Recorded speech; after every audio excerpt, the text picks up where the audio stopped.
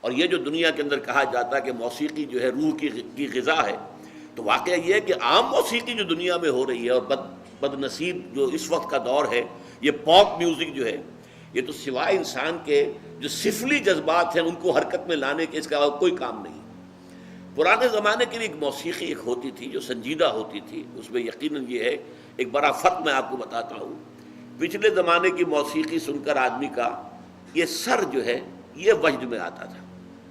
آدمی جھومتا تھا سر کے وجد کے ساتھ۔ آج کی موسیقی میں پورا انسان کا نچلا جسم جو ہے وہ دھڑکتا ہے، دھڑکتا ہے اور چلتا ہے، دوڑتا ہے۔ یہ انسان کے سفلی اور گھٹیا اور نچلے جذبات کو حرکت میں لانے والی شے ہے۔ لیکن قرآن مجید کی موسیقی، زین القرآن باصواتکم من لم یتغن بالقرآن فلیس منا وتغنوہ، اس کو بڑی غنا کے ساتھ پڑھا کرو۔ اور یہاں تک کہ آپ نے ایک صحابی حضرت ابو موسیٰ اشعری رضی اللہ تعالی عنہ، ان کو اللہ نے بہت عمدہ آواز دی تھی، جیسے بعض صحابہ خوبصورت بہت تھے۔ حضرت دحیہ کلبی رضی اللہ تعالی عنہ بہت حسین انسان تھے، چنانچہ حضرت جبرائیل جب انسانی شکل میں آتے تھے تو حضرت دحیہ کی صورت اختیار کر کے آتے تھے، دحیہ کلبی۔ اسی طرح صوت جو ہے، صوتی آہنگ اور اچھی آواز، یہ اللہ تعالیٰ نے حضرت ابو موسیٰ اشعری کو عطا فرمائی تھی۔ تو ایک مرتبہ حضور رات کو گشت پر تھے، آپ نے دیکھا حضرت ابو موسیٰ اشعری کے مکان کے قریب سے، مکان کیا ہوتا تھا، حجرے ہوتے تھے چھوٹے چھوٹے سے، وہاں یہ تھوڑا ہی تھا کہ اب یہ اتنا بڑا باہر کا کمپاؤنڈ ہے، پھر اس کے اندر جو ہے وہ کوئی ڈیوڑی آئے گی، پھر چھوٹے چھوٹے حجرے تھے۔ تو حضور حضرت ابو موسیٰ اشعری کے حجرے کے بعد کھڑے ہو کر قرآن سنتے رہے۔ وہ قرآن پڑھ رہے تھے رات کو تہجد میں، اور جس کیفیت کے ساتھ پڑھ رہے تھے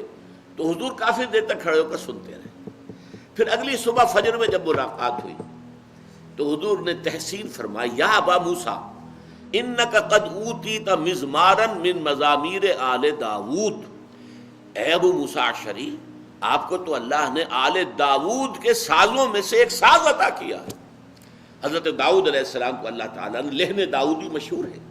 بہت اچھی آواز، حسین آواز دی تھی۔ وہ جب تہجد کے اوقات میں، اور جس کو ہم کہتے ہیں small hours of the morning, یہ صبح کے 3 بجے 4 بجے 2 بجے جب وہ اللہ تعالیٰ کے حمد کے ترانے جو ہیں الاپتے تھے، تو قرآن مجید کی گواہی یہ ہے کہ پہاڑ بھی ان کے ساتھ وجد میں آ جاتے تھے اور پرندے بھی ان کے ساتھ آواز میں آواز ملاتے تھے۔ یہ تاثیر تھی لہن داؤدی کی حضرت داؤد علیہ السلام کے پڑھنے میں۔ تو حضور نے فرمایا جیسے اللہ تعالیٰ نے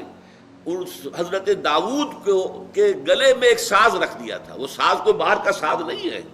بلکہ وہ گلے کے اندر ساز ہے جو اللہ تعالیٰ نے بہترین آواز دی ہے، خوبصورت آواز دی ہے، ایک غنا والی جو ہے غنائی آواز دی ہے۔ تو جیسا اللہ تعالیٰ نے یہ مزمار عطا کیے تھے آل داؤد کو، اے ابو موسیٰ تمہیں بھی اللہ نے انک قد اوتیت مزمارا من مزامیر آل داود، آل داود کے سازوں